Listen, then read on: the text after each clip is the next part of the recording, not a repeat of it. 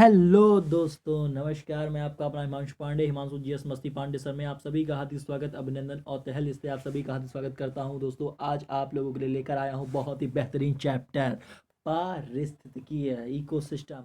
यहाँ पर लोगों को बहुत तकलीफें होती हैं और यह चैप्टर याद नहीं हो पाता है। दोस्तों, आज आप एक बार वीडियो देख लीजिएगा और पूरा पारिस्थितिकी चुटकियों में सॉल्व हो जाएगा। तो दोस्तों, घबराने की आवश्यकता बिल्कुल नहीं है। अगर आप हमारे चैनल पर नए हैं तो सबसे पहले जाकर हमारे चैनल को लाइक कीजिए, सब्सक्राइब कीजिए, अपने दोस्तों को शेयर करिए। तो दोस्तों, आज हम लोग पढ़ेंगे पारिस्थितिकी तंत्र और दोस्तों बहुत आसान तरीके से पढ़ेंगे। लोग समझ नहीं पाते हैं और हम तुमको बहुत ही बेहतरीन तरीके से समझाएंगे। तो प्लीज़ अपने माइंड को अब एक बिंदु पर स्थिर कर लीजिए और फटाक से दोस्तों सॉल्व करते हैं। तैयार हैं आप लोग? Yes, good. चलो पढ़ते हैं। और सबसे पहला चैप्टर है दोस्तों को पारिस्थितिकी, और आज हम लोग पढ़ेंगे और कोई टेंशन नहीं रह जाएगी। देखो, सबसे पहली बात देखो, यहाँ पे पारिस्थितिकी लिखी हुई है और सबसे पहले हम जानेंगे इनकी डिफिनेशन क्या होती है। तो दोस्तों ध्यान रखना, घरेलू घटक का अध्ययन करना ही क्या कहलाता है?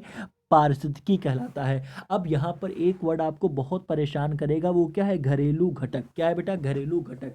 अब कहोगे सर ये घरेलू घटक क्या होता है? दोस्तों, घरेलू घटक दो चीजों से मिलकर बना है। ध्यान रखना, घरेलू घटक दो चीजों से मिलकर बना है, जैविक घटक और अजैविक घटक। क्या होते हैं अभी आगे चलकर समझेंगे। तो ध्यान रखना, जैविक घटक यानी सजीव चीजें और अजैविक घटक यानी निर्जीव चीजें, इन दोनों के बारे में ही पढ़ना क्या कहलाता है? तो इन दोनों के बारे में ही पढ़ना कहलाता है क्या? पारिस्थितिकी। क्लियर हो रहा है कि नहीं क्लियर हो रहा है? क्लियर हो रहा है तो कमेंट करके बताइएगा दोस्तों, ठीक है। तो ध्यान रखना दोस्तों कि घरेलू घटक का अध्ययन करना ही क्या कहलाता है दोस्तों? पारिस्थितिकी कहलाता है। ध्यान रखना, घरेलू घटक का ही अध्ययन करना कहलाता है क्या? पारिस्थितिकी। तो ध्यान रखना, घरेलू घटक क्या होता है? सर ने कहा था घरेलू घटक जैविक और अजैविक, जैविक सजीव और अजैविक निर्जीव, इन्हीं दोनों के बारे में पढ़ना ही क्या है? पारिस्थितिकी है। क्यों? चलो, और इसे इंग्लिश में बोलते हैं का? इकोलॉजी। क्या बोलते हैं? इकोलॉजी। और इकोलॉजी कितने शब्दों से मिलकर बना है? जरा बोलो बिटवा, इकोलॉजी कितने शब्दों से मिलकर बना है? इकोलॉजी बिटवा दो शब्दों से मिलकर बना है। कितना शब्दों से मिलकर बनवा है? दो शब्दों से मिलकर बनवा है। और एक शब्द होता है इको, एक शब्द होता है का? लॉजी। एक शब्द होगा इको, एक शब्द होगा क्या? लॉजी। अब इको का मतलब क्या होता है बिटवा? इको का मतलब होता है बिटवा ओइकस। क्या होता है? ओइकस होता है। और ओइकस का मतलब क्या होता है? हाउस होता है। क्या होता है? हाउस होता है। तो ध्यान रखना, इको का मतलब ओइकस और ओइकस का मतलब क्या होता है? तो हाउस होता है। और आप सभी को पता है कि लॉजी का मतलब होता है स्टडी। लॉजी का मतलब क्या होता है? तो लॉजी का मतलब होता है स्टडी। स्टडी माने क्या होता है? अध्ययन करना। यानी अपने घर के चारों ओर की चीजें जो आपके घर के चारों ओर से संबंधित हैं, उनका ही अध्ययन करना क्या कहलाता है? पारिस्थितिकी कहलाता है। तो ध्यान रखना, ये घर से संबंधित है। घर के चारों ओर के बारे में स्टडी करोगे तो घर के चारों ओर आपको स्टडी में सजीव भी मिलेंगी चीजें, निर्जीव भी मिलेंगी। ठीक है, तो सजीव मिलेंगे, निर्जीव मिलेंगे, इनका अध्ययन करोगे क्या कहलाएगा? पारिस्थितिकी कहलाएगा। क्लियर? पूरा क्लियर हो गया होगा दोस्तों। एक बार और इसको हम दोहरा लेते हैं। और अगर तुमसे कोई व्यक्ति पूछता है बेटा कि बताइए इकोलॉजी कैसा शब्द है बिटवा, तो ध्यान रखना बिटवा कि इकोलॉजी ग्रीक भाषा का शब्द है। कैसा शब्द है बेटा? ग्रीक भाषा का शब्द है। का हो बिटवा? इकोलॉजी कैसा भाषा? ग्रीक भाषा का शब्द है। क्यों बिटवा? चलो आगे बढ़ते हैं। और क्लियर हो जाना चाहिए पूरा, ना बहुत बता रहे तुमको, ठीक है? हाँ चलो, और आगे पढ़ते हैं। बहुत ही इंपॉर्टेंट चैप्टर है बेटा। रुको थोड़ा, इधर आगे आ जाएं, ठीक है? आगे आ जाएं। अब आया है, अब आया है, ठीक, अब आया है। अब सबसे बड़ी टेंशन ये होती है, सबसे बड़ी टेंशन ये होती है कि सर घरेलू घटक क्या होता है? हम नहीं समझ पाते हैं कि घरेलू क्या है। अरे क्यों नहीं समझोगे जब हिमांशु पांडे के साथ जुड़े हुए? समझो दोस्तों, ध्यान रखना कि जैविक और अजैविक घटकों से ही मिलकर बनता है कौन सा घटक बिटवा? घरेलू घटक। कौन सा घटक? घरेलू घटक। तो ध्यान रखना कि जैविक घटक और अजैविक घटकों से ही मिलकर बनता है कौन सा घटक? घरेलू घटक। और घर के चारों ओर में हमको यही चीजें मिलती हैं, या तो सजीव या तो निर्जीव, और सजीव और निर्जीव दोनों का परस्पर जो मेल है वही कहलाएगा क्या? घरेलू घटक कहलाएगा। तो अगर आपसे कोई व्यक्ति पूछता है घरेलू घटक क्या है, कहना जैविक, अजैविक, जैविक, अजैविक, जैविक, अजैविक।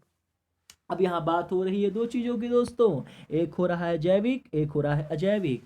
तो जैविक और अजैविक में डिफरेंट क्या है? तो जैविक में सारी चीजें सजीव और अजैविक में सारी चीजें निर्जीव। तो यहाँ देखो पौधे, जानवर, कवक, जीवाणु ये सारे जैविक। अजैविक में देखो जलवायु, हवा, हवा सजीव नहीं निर्जीव, ऊंचाई, मिट्टी के प्रकार, पानी गहराई, ऑक्सीजन, गंदगी ये सारे क्या हैं निर्जीव हैं। और आप सभी को पता है कि हमारे घर के चारों ओर मिलेंगे पौधे, जानवर, कवक, जीवाणु यानी जैविक। और हमारे घर के चारों ओर अजैविक में जलवायु, हवा, ऊंचाई, मिट्टी के प्रकार, पानी की गहराई, ऑक्सीजन और बिटवा इन दोनों को जब पढ़ोगे, इन दोनों का जब अध्ययन करोगे तो कहलाएगा क्या पारिस्थितिकी। क्या कहलाएगा पारिस्थितिकी कहलाएगा। तो पारिस्थितिकी पढ़ने से पहले हम इन दोनों को अच्छी तरीके से पढ़ लें, फिर सब जान जाएंगे आसानी तरीके से। क्यों क्या बोलते हो बिटवा? तो समझ में आया? ध्यान रखना घरेलू घटक क्या होता है, तो जैविक अजैविक घटकों से मिलकर बनता है। जैविक ये अजैविक वे, और इन दोनों का ही अध्ययन करना पारिस्थितिकी कहलाता है। आसान सी डिफिनेशन। क्यों समझ में आया ना? कमेंट करके बताना। चलिए आगे बढ़ते हैं दोस्तों, अगला देखते हैं। अब सबसे पहले दोस्तों यहाँ पढ़ेंगे जैविक घटक। जैविक घटक पढ़ेंगे, और आप सभी को पता है इसको इंग्लिश में बायोटिक कंपोनेंट बोलते हैं और अजैविक को एबायोटिक कंपोनेंट बोलते हैं। क्यों बेटा समझ में आ रहा ना? तो ध्यान रखना जैविक घटक तीन प्रकार के, नंबर 1 उत्पादक प्रोड्यूसर्स बोलते हैं, नंबर 2 उपभोक्ता कंज्यूमर बोलते हैं, नंबर 3 अपघटक डिकम्पोजर बोलते हैं। क्यों बेटा? तो ध्यान रखना बेटा जैविक घटक तीन प्रकार के होते हैं, उत्पादक, उपभोक्ता और अपघटक। उत्पादक यानी प्रोड्यूसर, उपभोक्ता यानी कंज्यूमर और अपघटक यानी डिकम्पोजर। Very good. तो ध्यान रखना उत्पादक कौन कौन होते हैं, तो वे सारे पौधे जो अपना भोजन सूर्य के प्रकाश की उपस्थिति में बनाते हैं उत्पादक कहलाते हैं। तो जितने भी हरे पेड़ पौधे होते हैं बेटा, जितने भी हरे पेड़ पौधे होते हैं, जितने भी हरे पेड़ पौधे आप देख पा रहे हो, जितने भी हरे पेड़ पौधे होते हैं वो सारे के सारे क्या होते हैं? उत्पादक होते हैं। क्योंकि ये सूर्य के प्रकाश की उपस्थिति में, क्योंकि किस किस प्रकाश की उपस्थिति में? क्योंकि बेटा ये सूर्य के प्रकाश की उपस्थिति में अपना भोजन स्वयं बनाते हैं। क्योंकि सूर्य के प्रकाश की उपस्थिति में अपना भोजन स्वयं बनाते हैं, इसीलिए क्या कहलाते हैं? उत्पादक कहलाते हैं दोस्तों। अगला है उपभोक्ता। और अगर इनको कोई खाएगा, जो इनको खाएगा, जो हरे पेड़ पौधों को खाएगा, वो क्या कहलाएगा? उपभोक्ता कहलाएगा। ध्यान रखना। और अपघटक क्या होता है? तो ध्यान रखना कि जो मरे हुए चीज़ों को खाता है, जो मरी हुई चीज़ों को खाता है, जो मरे हुए जीव जंतु को खाता है, वो क्या कहलाते हैं? अपघटक कहलाते हैं। क्या कहलाते हैं? अपघटक कहलाते हैं। यानी सर हमारे सर ने हमको समझा दिया कि हरे पेड़ पौधे उत्पादक होते हैं जो सूर्य के प्रकाश की उपस्थिति में अपना भोजन बनाते हैं। उपभोक्ता जो होते हैं जो जीवन जीने के लिए एक दूसरे पर निर्भर रहते हैं, सर उपभोक्ता कहलाते हैं। और अपघटक वे होते हैं जो मरे हुए जीव जंतुओं को अपना भोजन बनाते हैं। और यहाँ से एक बहुत क्वेश्चन आता है कि गिद्ध को सफाई कर्मी, प्रकृति का सफाई कर्मी किसे कहा जाता है? तो गिद्ध को कहा जाता है। लेकिन गिद्ध की मृत्यु का सबसे बड़ा कारण क्या है? Diclofenac sodium. चलिए अब आगे बढ़ते हैं, और अब हम देखते हैं कौन सा घटक? अजैविक घटक। कौन सा दोस्तों? अजैविक घटक देखते हैं। इसको हम लोग इंग्लिश में बोलते हैं बेटा क्या? Abiotic component. क्या बोलते हैं? Abiotic component. ध्यान रखना अजैविक घटक किसी पारिस्थितिकी तंत्र में पाए जाने वाले सभी निर्जीव पदार्थ उसके अजैविक घटक कहलाते हैं। देखो दोस्तों यहाँ पर केवल एक बात क्लियर रखनी है, केवल एक बात। 12 बातें आपको यहाँ पे क्लियर ही नहीं रखनी है, केवल एक बात क्लियर रख लो, काम आपका हो गया। वो क्या है? निर्जीव। क्या है दोस्तों? निर्जीव। देखो कह रहा है, ध्यान रखना अजैविक में सजीव और अजैविक में निर्जीव। और पर्यावरण के अजैविक घटकों में क्या क्या आता है? तो पर्यावरण के अजैविक घटकों में जैसे प्रकाश हो गया, वर्षण हो गया, तापमान, आर्द्रता, जल, अक्षांश, ऊंचाई, उच्चाव आदि शामिल होते हैं। मतलब जो भी प्रकृति से जुड़ी हुई चीज़ें होती हैं और जो भी निर्जीव चीज़ें होती हैं वो सारी सारी क्या है बेटा? निर्जीव अजैविक घटक है। क्या है बेटा? अजैविक घटक है। तो ध्यान रखना बेटा प्रकाश, वृषण, तापमान, आर्द्रता, जल, अक्षांश, ऊंचाई, उच्चार ये सारे के सारे जो हैं आपके अजैविक घटक होते हैं। क्योंकि अजैविक घटक कैसे होते हैं बेटा? निर्जीव होते हैं। चलिए आगे बढ़ते हैं इसी श्रृंखला में।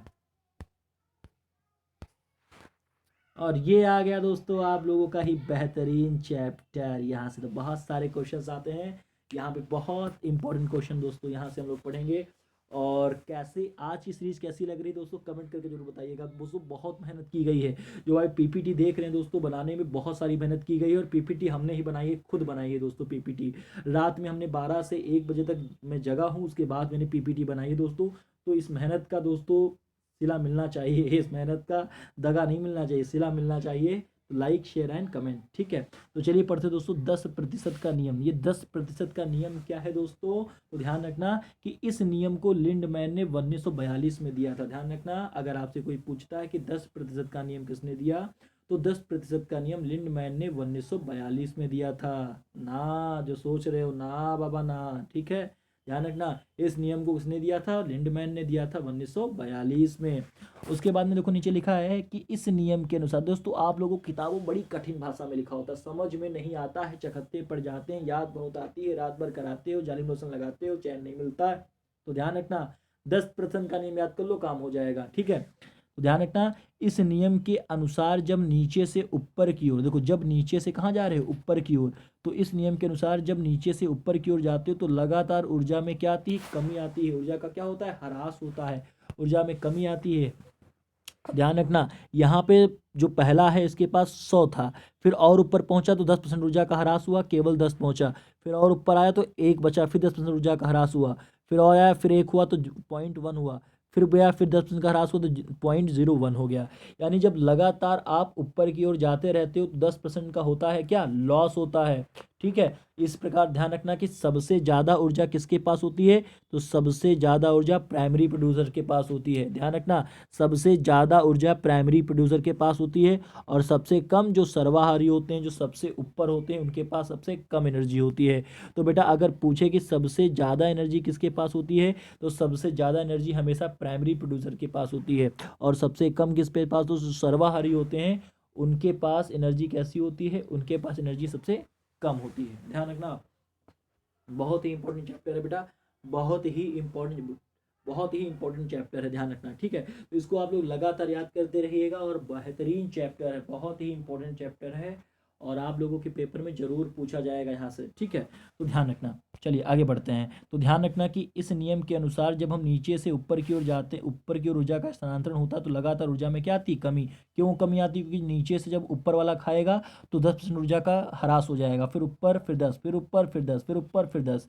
इस प्रकार से लगातार ऊर्जा का ह्रास होता जाता है, और सबसे ज़्यादा एनर्जी बचती है नीचे वाले के पास, और सबसे ऊपर में बचती एनर्जी क्या? सबसे कम। तो ध्यान रखना, तो मेरे सर ने आपको बता दिया, यहाँ से 2 बातें ध्यान रखना कि 10% का नियम किसने दिया? लिंडमैन ने दिया। कब दिया? 1942 में दिया। और इसमें जब हम नीचे से ऊपर की ओर जाते हैं तो 10% ऊर्जा का क्या होता है? तो 10% ऊर्जा की होती है कमी। क्या होती है बेटा? कमी होती है। चलिए आगे बढ़ते हैं। अगला क्वेश्चन देखिएगा दोस्तों, अगला क्वेश्चन बेहद इंपॉर्टेंट है। देखिएगा लिखा है 10% का नियम किसने दिया? तो 10% का नियम लिंडमैन ने दिया। बेटा किसने दिया? तो 10% का जो नियम दिया था वो लिंडमैन भाई साहब ने दिया था, ध्यान रखना। और मानव निर्मित पारिस्थितिकी तंत्र है। अगर आपसे कोई पूछता है कि ऐसा कौन सा इकोसिस्टम है जो मानव के ही द्वारा निर्मित किया गया, तो सभी को पता है कि जो फसल होती है, जो फसल होती है वो मानव के द्वारा ही निर्मित की जाती है। जो फसल है वो किससे निर्मित की गई है? तो जो फसल है वो मानव निर्मित पारिस्थितिकी तंत्र का ही उदाहरण है। ध्यान रखना बेटा, बहुत इंपॉर्टेंट चैप्टर है। मानव निर्मित पारिस्थितिकी तंत्र का उदाहरण क्या है? तो फसल तंत्र है। सबसे बड़ा पारिस्थितिकी तंत्र क्या है? तो सबसे बड़ा पारिस्थितिकी तंत्र सागर, महासागर है दोस्तों, ध्यान रखना। अगर आपसे पूछा जाता है कि सबसे बड़ा पारिस्थितिकी तंत्र का उदाहरण क्या है, तो सबसे बड़ा पारिस्थितिकी तंत्र का उदाहरण है बेटा क्या? तो ध्यान रखना, सबसे बड़ा पारिस्थितिकी तंत्र का उदाहरण है सागर, और मानव निर्मित पारिस्थितिकी तंत्र का उदाहरण क्या है? फसल तंत्र। चलिए दोस्तों, याद हो गया होगा यहाँ तक, वेरी गुड। चलिए आगे बढ़ते हैं और अगला देखते हैं। अगला दोस्तों यहाँ पे कुछ क्वेश्चंस हैं जो आपसे पूछे जा सकते हैं, बेहद इंपॉर्टेंट क्वेश्चंस हैं, और ये हमने एक साथ यहाँ पे लिखे हैं, इनको आप लोग क्लियर करिएगा, यहाँ से बहुत बार क्वेश्चन में आता है। तो अगर आपसे पूछता है कि पारिस्थितिकी में आप किसका अध्ययन करते हो, क्या पूछता है? अगर आपसे पूछता है कि बताओ बिटवा कि पारिस्थितिकी में आप किसका अध्ययन करते हो, तो आप कहना पारिस्थितिकी में अध्ययन करते हैं वातावरण और जीव समुदाय के बीच, यानी पूरे चारों ओर का वातावरण और उनमें रहने वाले जीव समुदाय का अध्ययन करते हैं। और अगर पूछता है कि पारिस्थितिकी शब्द के जनक कौन है, तो आप कहोगे अर्नेस्ट हैकल हैं। और दोस्तों ये वाला क्वेश्चन बहुत इंपॉर्टेंट है, ये वाला क्वेश्चन, ठीक है। पारिस्थितिकी शब्द के जनक कौन है? अर्नेस्ट हैकल है दोस्तों, ध्यान रखना। पारिस्थितिकी शब्द के जनक है अर्नेस्ट हैकल। और गहन पारिस्थितिकी शब्द किसने दिया? तो गहन पारिस्थितिकी शब्द दिया था अर्नीस्ट नेस ने। किसने दिया बेटा? तो गहन पारिस्थितिकी शब्द दिया था अर्नीस्ट नेस ने। और पारिस्थितिकी का आतंकवादी पौधा कौन है? यूकेलिप्टस। कौन है बेटा? यूकेलिप्टस। और अगर यूकेलिप्टस ऑप्शन में नहीं आता है तो आपको क्या करना है? तो यूकेलिप्टस अगर ऑप्शन में नहीं आता है तो आपको करना है सफेदा बेटा। क्या करना है? सफेदा। अगर यूकेलिप्टस ऑप्शन में नहीं आता है तो करना है आपको क्या, सफ़ेदा। तो क्या करना है बेटा, आपको सफ़ेदा करना है, ठीक है, ध्यान रखना। बहुत बढ़िया, बहुत बढ़िया, सफ़ेदा करना है, ठीक है। चलिए आगे की ओर बढ़ते हैं। यहाँ पर एक बार इसको रिवाइज कर लीजिएगा। अगर कहे पारिस्थितिकी में किसका अध्ययन करते हो, तो कहोगे वातावरण और जीव समुदाय के बीच। इस शब्द का जनक कौन है, अर्नेस्ट हैकल। कौन है बेटा, इस शब्द का जनक कौन है, अर्नेस्ट हैकल। और गहन पारिस्थितिकी शब्द के जनक कौन है, तो अर्नीस नेस हैं। और आतंकवादी पौधा कौन है, यूके लिप्टस। दोस्तों फिर आपको बता दे रहा हूँ, इसमें सबसे बेहद इंपॉर्टेंट क्वेश्चन यही वाला है, इसको आप लोग रट लीजिएगा, ठीक है, हर बार पेपर में पूछा जाता है, ठीक है बेटा। चलिए आगे की ओर बढ़ते हैं। आशा और उम्मीद समझ में आ रहा है ना दोस्तों, समझ में आ रहा है तो कमेंट करके जरूर बताइएगा। चलिए आगे देखिएगा, अगला क्वेश्चन पारिस्थितिकी से है, तो ध्यान रखना कि पारिस्थितिकी तंत्र का संतुलन बिगड़ेगा कब। दोस्तों आप ये बताओ कि हमारा इकोसिस्टम तभी तो जिंदा है जब पेड़ हमारे सारे जिंदा हैं, पेड़ लगे हुए हैं, पेड़ों का हम संरक्षण लगातार कर रहे हैं, तभी तो हमारा इकोसिस्टम सुरक्षित है। और अगर हमारा इकोसिस्टम खराब होगा तो फिर पेड़ों को काटा जाएगा, तो इकोसिस्टम हमारा खराब हो जाएगा। भाई इकोसिस्टम बना है क्योंकि पेड़ पौधे हैं, और जब पेड़ पौधे ही नहीं रहेंगे तो पूरा का पूरा इकोसिस्टम क्या हो जाएगा, खराब हो जाएगा। तो ध्यान रखना, पेड़ पौधों को काटा जाना नहीं चाहिए दोस्तों। अगर लकड़ी को आप काटोगे तो पारिस्थितिकी तंत्र का जितना भी संतुलन है वो सारा का सारा संतुलन क्या हो जाएगा दोस्तों, बिगड़ जाएगा। आगे देखो, ध्यान रखना, किसी स्थान की वनस्पति निर्धारित होती है। दोस्तों ये बताओ, किसी स्थान पे बहुत बड़े बड़े देवदार चीड़ जैसे वृक्ष पाए जाते हैं, किसी स्थान पे बबूल खेजड़ी नागफनी से वृक्ष पाए जाते हैं, किसी स्थान पर जो है सिनकोना से वृक्ष पाए जाते हैं, किसी स्थान पे सदाबहार जैसे वृक्ष पाए जाते हैं। तो ये सब वृक्ष किस बात पर निर्भर करते हैं, तो दोस्तों ये सब बात निर्भर करते हैं वर्षा पर। जिस प्रकार से वर्षा होगी उसी प्रकार से वनस्पति भी वहां पर होगी दोस्तों, क्या होगी, वनस्पति भी होगी। तो ध्यान रखना, पारिस्थितिकी तंत्र का संतुलन जो बिगड़ता है वो किस बात पे, तो लकड़ी का काटना इसी बात से निर्भर करता है। और किसी स्थान की वनस्पति निर्धारित होती है तो किसके द्वारा होती है दोस्तों, वर्षा पर होती है। किसके द्वारा भैया होती है, तो वर्षा पर होती है। चलिए आगे बढ़ते हैं, अगला क्वेश्चन देखते हैं। अगला क्वेश्चन देखते हैं, बहुत इंपॉर्टेंट क्वेश्चन है दोस्तों, यहाँ पर आते हैं दोस्तों। और यहाँ से क्वेश्चन बहुत बार पेपर में आपके पूछे भी जा चुके हैं, ठीक है। चलिए देखते हैं, सबसे पहला क्वेश्चन है पारिस्थितिकी के बारे में क्वेश्चन है। तो ध्यान रखना, अगर पूछा जाता है कि मापने की इकाई क्या होती है, इकोसिस्टम के मापने की इकाई क्या है दोस्तों, तो ध्यान रखना कि इकोसिस्टम की जो मापने की इकाई है वो है भूमंडलीय हेक्टेयर। ध्यान रखना, अगर पूछा जाता है कि बताइए इकोसिस्टम किससे मापा जाता है, तो इसके मापने की इकाई होती है भूमंडलीय हेक्टेयर। और पारिस्थितिकी तंत्र शब्द किसने दिया था दोस्तों, बहुत इंपॉर्टेंट है, बहुत इंपॉर्टेंट ये वाला क्वेश्चन है। पारिस्थितिकी तंत्र शब्द किसने दिया था, तो ये शब्द दिया था ए जी टांसले। किसने दिया था, ए जी टांसले। ए जी, ओ जी, सुनो जी, उठा बैठक लगाओ जी, छाती मूंग धरो जी, समझ रहे हो। तो ध्यान रखना बेटा, पारिस्थितिकी तंत्र का उदाहरण पारिस्थितिकी तंत्र का उदाहरण किसने दिया बेटा, पारिस्थितिकी तंत्र शब्द किसने दिया, तो ए जी टांसले ने दिया। पिरामिड शब्द किसने दिया, पिरामिड जो बेटा इस प्रकार से पिरामिड होता है, ठीक है, इस प्रकार से पिरामिड होता है, कैसा होता है बेटा, तिकोना होता है, इस प्रकार से पिरामिड होता है। तो पिरामिड शब्द किसने दिया था, तो पिरामिड शब्द दिया था चार्ल्स एल्टन ने। सबसे पहले पारिस्थितिकी स्तूप की रचना किसने दी थी, इसको स्तूप बोलते हैं बेटा, इसको क्या बोलते हैं, इसको बोलते हैं स्तूप। क्या बोलते हैं, स्तूप। इसमें जो है कब्र बनाई जाती थी। गीजा का पिरामिड का नाम आपने सुना होगा, ठीक है। तो ध्यान रखना कि पिरामिड शब्द किसने दिया, तो चार्ल्स एल्टन ने दिया। पारिस्थितिकी तंत्र शब्द किसने दिया, तो एजी टांसले ने दिया। और भूमंडल के मापने की इकाई क्या है, तो कहोगे भूमंडली हेक्टेयर है। दोस्तों ये सीरीज बहुत इंपॉर्टेंट है, इसको प्लीज पढ़िएगा आप सभी लोग, ठीक है। चलिए आगे की ओर बढ़ते हैं, ठीक है, और ये देखते हैं, ठीक है दोस्तों। अब देखो देखो यहाँ पे लिखा है दोस्तों खाद्य श्रृंखला, क्या लिखा हुआ है, खाद्य श्रृंखला। अब हम पढ़ेंगे दोस्तों क्या, फूड चैन पढ़ेंगे, क्या पढ़ेंगे, फूड चैन। आप देख पा रहे हो, ये स्टार्ट हुई, ये स्टार्ट हुई, ये स्टार्ट हुई, ये समझ पा रहे हो ना आप लोग, आप लोग लगातार देख पा रहे हो, यहाँ से स्टार्ट हुई दोस्तों, यहाँ से देखो, या तो घास टिड्डा ने खाया, टिड्डे को मेढक ने खाया, मेढक को सांप ने खाया और सांप को चील ने खाया, ठीक है। या फिर गाजर को खरगोश ने खाया, ठीक है, खरगोश को हिरन ने खाया और हिरन को भेड़ ने खाया, ठीक है। तो आप लगातार यहाँ पे ये सीरीज देख पा रहे हो, ठीक है, लगातार ये सीरीज आप लोग लगातार देख पा रहे हो, ठीक है, ये वाली सीरीज आप लोग देख पा रहे हो, ठीक है। तो ये सीरीज आगे क्यों लगातार बढ़ती रहती है, ठीक है। तो ध्यान रखना, एक जीव दूसरे जीव का इसमें क्या बन रहा है, देखो आप इसमें खास बात देखो क्या है, तो खास बात ये है कि ये इसका भोजन बन गया, ये इसका भोजन, ये इसका भोजन, ये इसका भोजन, ये इसका भोजन, ये इसका भोजन, ये इसका भोजन, ये इसका भोजन, ये इसका भोजन, ये इसका भोजन। यानी सब में खास बात यही है कि एक जीव दूसरे जीव का क्या बन जा रहा है, तो भोजन बन जा रहा है। एक जीव दूसरे जीव का क्या बन जा रहा है, तो भोजन बन जा रहा है। ध्यान रखना बेटा कि एक जीव दूसरे जीव का भोजन बन रहा है, एक जीव दूसरे जीव का क्या बन जाता है, तो ध्यान रखना बेटा कि एक जीव दूसरे जीव का भोजन बनता है, एक जीव दूसरे जीव का भोजन बन जाता है। एक जीव दूसरे जीव का भोजन बनता है। और ध्यान रखना यह फूड चेन दो प्रकार की होती है। कितने प्रकार की होती है बेटा? तो ध्यान रखना यह फूड चेन दो प्रकार की होती है।